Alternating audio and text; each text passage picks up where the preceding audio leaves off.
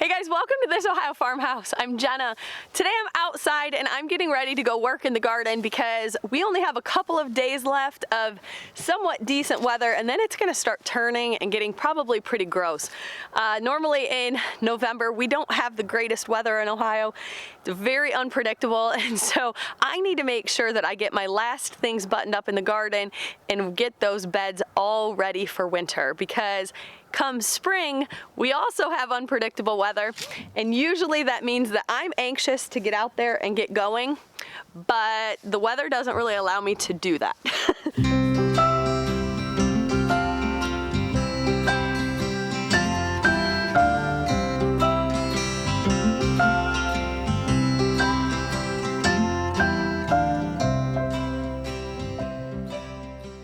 So if I get things done right now, I usually can get quite a head start in the garden. And so that's what I'm gonna do. I wanna make sure that I get all of the extra debris and things cleared out of here. And then I also need to lay down a pretty thick layer of mulch and get things protected, because you don't really wanna leave your soil exposed to the elements all winter long.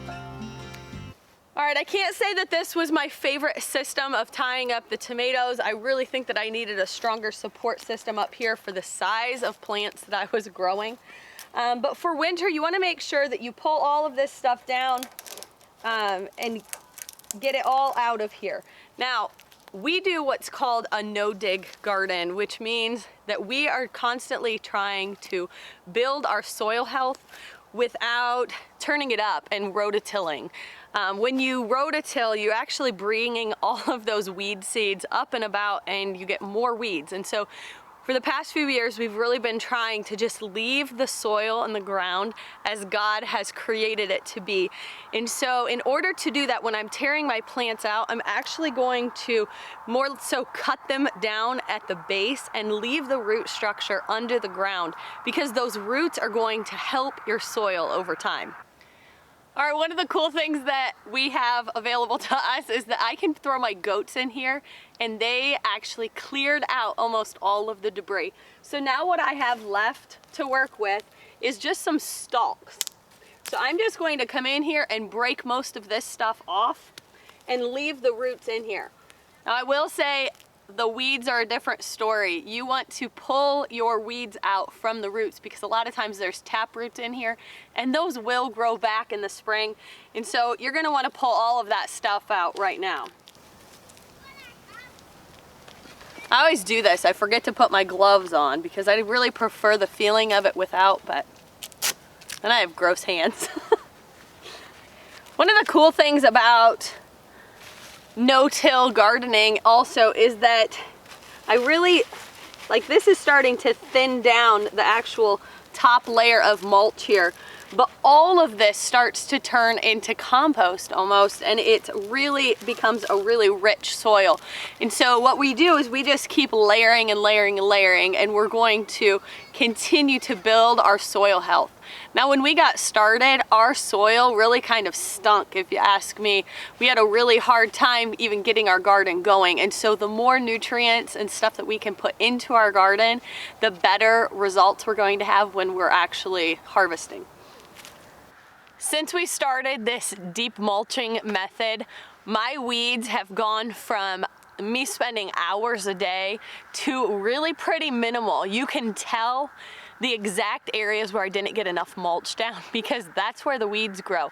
Where it's nice and deep, I had very few weeds grow in those areas, and so this year I am going to pound it down and make sure that I have so much, because it saves me an incredible amount of time just by spending the time to put the mulch down the way that I need to. Okay, another thing that you need to do to get ready for winter is to make sure that you wrap up all of your hoses and things that are just kind of laying around outside. You don't want your hoses to be left out in the elements all winter. You're just going to make them deteriorate and fall apart much quicker. So I have drip hoses that I'm going to start rolling up and get those put into the greenhouse for the winter.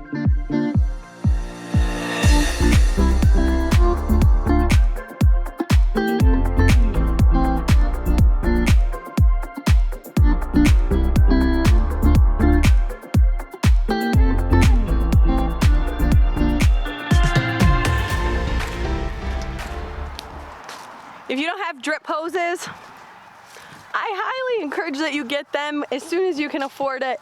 We put it off for a few years and oh my gosh, I've spent so much time outside watering my garden and this is a lifesaver. I would say the two biggest time savers in my garden have been heavy mulching and getting drip hoses.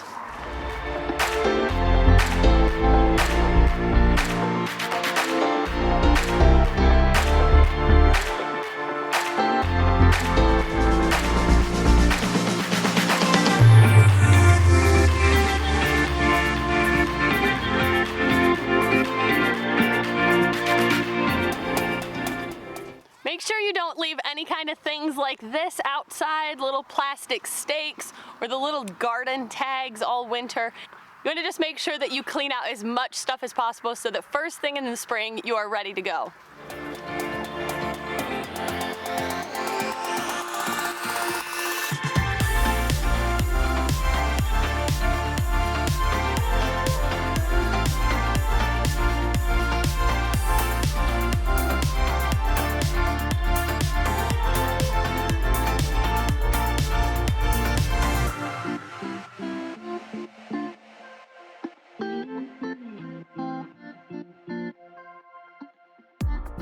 Right behind me you can see our little mulch pile that we pull from. We actually call several tree service companies and ask them if they by chance are in our area and they have mulch to get rid of, that they would come and drop it off at our place. There are some really cool programs in place like Chip Drop. We've signed up for that and haven't ever had anything delivered, but I do know of some people who have. So Chip Drop is maybe a place that you could start. But if you're serious about it and you want to make sure that you're getting it, we've had really good luck reaching out to some tree services because they have so much in abundance that they don't use, and so oftentimes they're willing to bring it to you free of charge, which is super awesome when you're trying to get a large quantity of mulch. Another thing, we have really utilized them for bringing us logs and things that they don't have another place to get rid of, and we use that for our wood burner. And so last summer we just had truckload after truckload coming onto our property and just dumping firewood for us, and that was a huge time saver for Ben. So I really like using the tree mulch though, because I feel like it's the cleanest of the options for mulch. When you use things like straw, it's oftentimes sprayed, and so there is residue left over, and I don't really want that in where I'm growing my food. But I feel like trees are often just left alone and they're not going to be being sprayed. And so I feel like that's probably the cleanest option. Plus, when a tree service is mulching, they oftentimes mulch into that the leaves and things that are connected to the branches, and they don't take time to separate that. And that is ideal for a gardener because all of that puts nutrients and things back into the soil that are going to be really beneficial to building a good quality soil health. So highly recommend reaching out to a tree service and asking them if they would just bring you their mulch. So we have kind of come out and told them we'll take anything that you can give us because we'll use it. We did invest in a chipper, and we do use that for cleaning up brush and debris that is on the property, but it takes a lot to get the amount that we need. And so, I mean, we could be chipping and shredding for days on end and it won't even touch the amount that we need just by using our own. Eventually, maybe we'll get to that point where we can get ourselves a bigger chipper and put that to work a whole lot more often. But for now, it's really working out well for us to reach out to the tree services. All right, so we're gonna load up. Should be interesting pushing you with this. We're gonna load up some mulch and start covering the garden.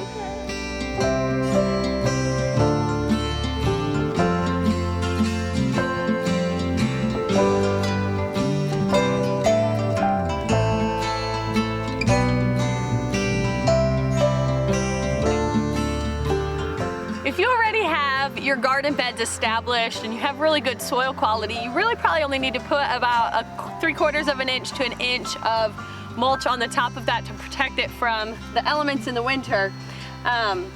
If this is something that you're really trying to build the soil health up and give it lots of nutrients, then you're gonna wanna put more like 3 to 4 inches. This is a garden bed that when we built this, we actually put almost all compost in here. And so this is a really great black soil. This is really healthy already. Has lots of organic matter in here and worms, and this is functioning really great.